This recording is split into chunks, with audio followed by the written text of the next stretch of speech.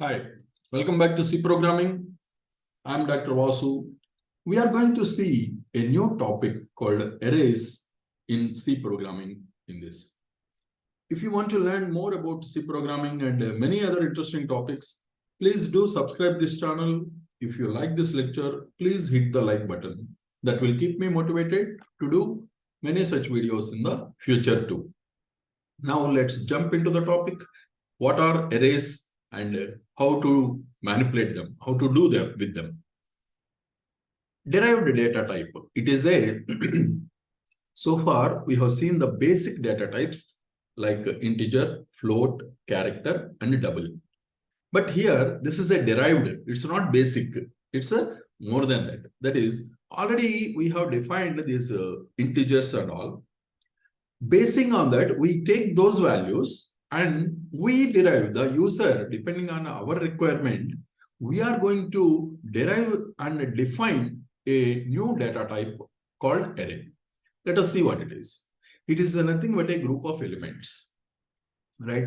And same type of data, suppose we have employee names and employee name, suppose we have 1,000 employees, we are not going to give different names to different employees. Like Mr. Ram is going to give one variable and Mr. X is going to give another variable. But here, we should be able to understand whether it is a name or not, what type of variable it is. So for that, it is a homogeneous data. Same type of data elements are defined here and going to use it. Ordered collection of data. It is an ordered collection, right? And single logical entity. This because these are, we are going to take the same type of data in a particular array. So it is a logical entity, single. We'll see some. Suppose this is an array, registered numbers. This is one particular array. The data elements in this will be like this. R001 or 1002. Like this, we can give number of registered numbers under this category, right? Suppose we have employee numbers. Number of employees can be assigned to this particular employee number. But how to identify? We are going to number them and we'll see how to identify each one. So the employee numbers can be like this, MR001, MR002, like this. We can have many number of same type of data elements are grouped together here. Okay, now year of joining. Suppose we have number of employees and we want to have the year of joining of these employees. They can be like 1990, 93. All these are all same type of data elements. All these are put together in one category called array here. Similarly, salaries of employees, it can be like this. So these arrays can take any type of variables here, right? Like say here it is some numbers. It can be integer numbers, or even it can be integer numbers like this, or floats, or even characters, right? Doubles. Same type of data elements are grouped here, and we'll see how to handle them. They are stored in consecutive memory locations, and let us see how they are stored. So coming to this definition of array, we have to define the size, how many data elements it is going to hold. Array index, how to identify these elements. The number of elements are stored in this array, but how to identify? That is basing on the index value. So here, this index starts with the 0, right? And if you take an example, number is an array. Number 0 is one element. Number 1 is another one. Number 2, number 3. Like this, you can have any number of elements in this particular array called number. It depends on our requirement. We can have maybe 10 numbers or 50 numbers like this, or maybe 1,000 numbers. Depending on our requirement, we are going to define the size. These numbers are called index numbers, index value. Basing on this index, we are going to identify the each individual. Now, you have to declare these arrays. The declaration will be like this. What type of array it is? Say A is an array. It is going to hold 50 elements, right? And what type of values it is going to hold? Integers. Similarly, number is another array holding 100 elements. Again, it is an integer type variable. Marks, 10. Only 10 marks we are going to hold in this marks array, and they are also integers. Like this, maybe even floats also. This number is an array holding 10 elements, and these elements, all these 10 elements are floating, float type data elements. Next. So you have to assign the values, right? How we assign the values to these arrays is one important aspect. So here, initially we can assign directly like this. So A is an array having 6 elements in it, and all the data elements in this are integers. So A0, A1, A2, like that, we are going to have different elements, right? So these elements are assigned with A0 is assigned with 10, A1 is assigned with 20. Like that, we are going to have these elements in the array. Now, so here it is. A0 is 10, A1 is 20, right? A2 is the third element, A3 is this element, fourth element. Like this, 0 to 5. We are actually having 6 number of elements are stored in this array. So because this indexing is starting with the 0, 0 to 5 are the index values taken. But the total number of values are 6 elements. Now, without initialization, garbage is stored. So first of all, we have to be very careful in giving the values, right? We will see what this initialization and all clearly in the forthcoming topics. Now, suppose integer A6, right? By default, all global values are zeros. We are going to discuss all these points later. Now, local variables are garbage. So what are local variables? What are global values? All this we will discuss clearly. Now, arrays local declaration. How these are declared? Suppose we have an array called A, and it is integer having 6 elements. So these are the 6 elements here. 6 spaces are provided for this memory locations. In these memory locations are indexed like this, starting with 0, 1, 2, 3, 4, 5. These totally 6 values. 6 elements are there, right? All these 6 elements are indexed starting from 0, 0 to 5. So here we are going to hold the values of these elements. Now, without initialization, garbage is stored. We'll see that clearly later. Now, take another variable, say A6 array, right? 6, and we have given these initialized values. We are going to assign different values to this array. So the indexing is this 0 to 5. The first element 10 is stored here, 20, 35, like this. All the 6 elements are stored in this memory locations. Now, so here A5, it has only, we want to have 5 elements in this array called A. All these must be integers. So coming to this initialization, we have given only 3 values.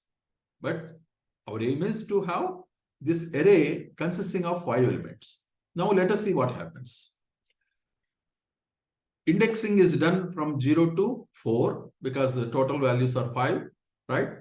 But we have given only 3 values here. So 5, 10, 15 only.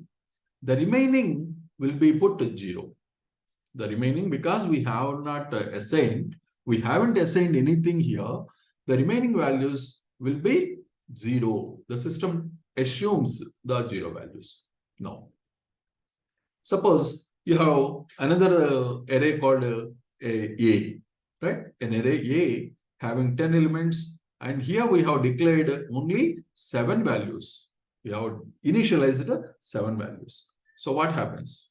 0 to 9, and the remaining 3 values will be zeros. Suppose we have taken another array called A, right? An array called A have 5 elements, right? But we haven't declared anything. Just we just given it as assignment, and nothing is written here, no value. What happens in this case? All the 5 locations are stored with the zeros, right? So here, so we must be careful in assigning the values. Now, suppose we have taken another an array called A, having 6 elements, and these are all float values. The means decimal values are there. So here these float values are taken here 6, 1, 2, 3, 4, 5, 6, and let us see how they are stored.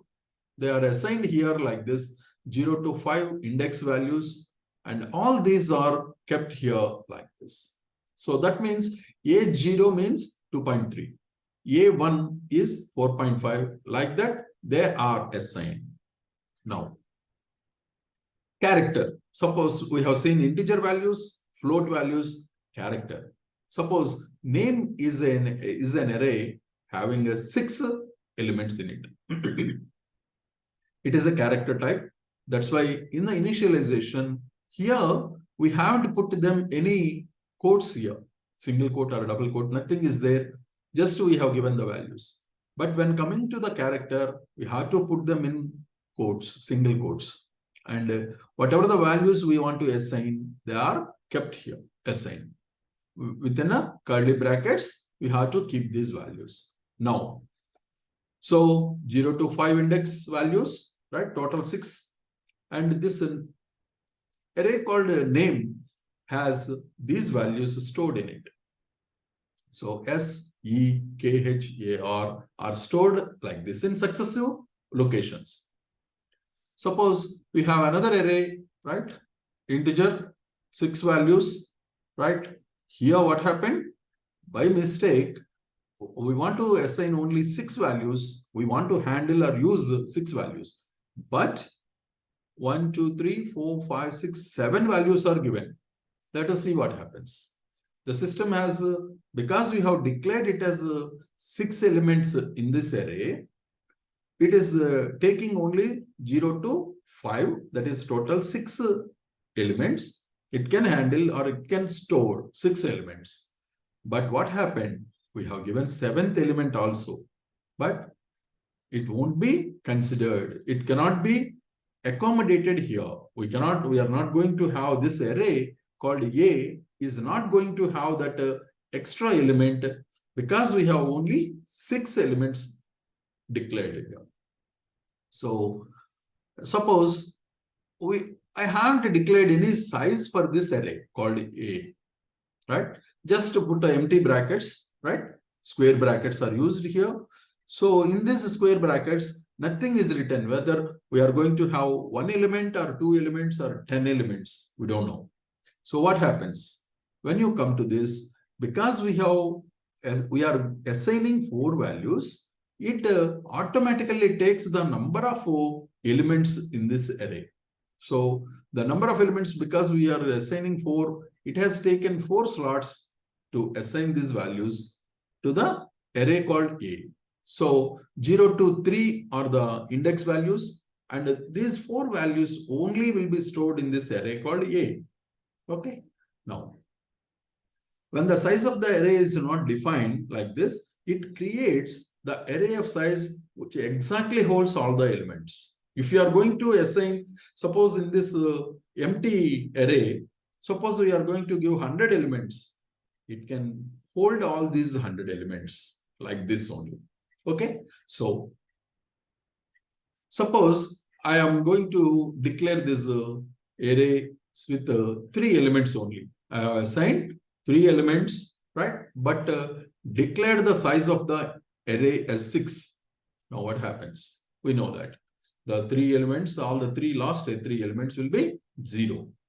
Now, suppose this is the way of declaring. So far we have seen, right? Already in the previous cases, we have seen that declaration is done like this. Within the curly brackets, where is comma between the two elements like this. So they are stored like this. Now, another way of assigning the values is, suppose I'm not going to assign these values in this order. If you are going to assign these values in this order, they are going to take up like A0 as 1, second element as A1, and this third element is kept here. But what I am doing here is, I'm not going to assign A0 as 1, right? Here, like this in this order. But my aim is to assign the values like this. First, A0 is 1, 2, A1 is 5, and A2 is 10 only. But I'm not going to put them in this order. I want to have something else. So I'm using a square brackets here. Second, 2, right? That is A2 is assigned with a 10, A1, 5, A0, 1. I have just changed the order, right? This is the order of my interest, something like. I want to assign the values, something of in this way. But what is happening? They will be stored like this only, right? A0 is 1. So 0 is, even though they are in the different order, but they are going to store in the A0. The 0th element will be 1.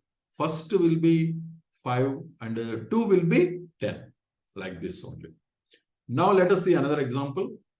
Here, integer a is equal to 100, right?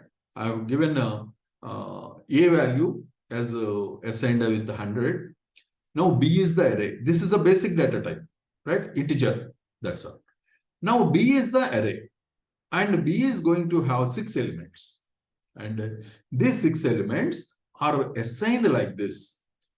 0, right? That is the first element, 0th element will be a plus 5. I'm not directly giving the value. A, it has to calculate and take. A is 100, that means a plus 5, that is 105. So first element, that is A0 will be 105. A1, A 100 plus 10, 110. So A1 will be 110.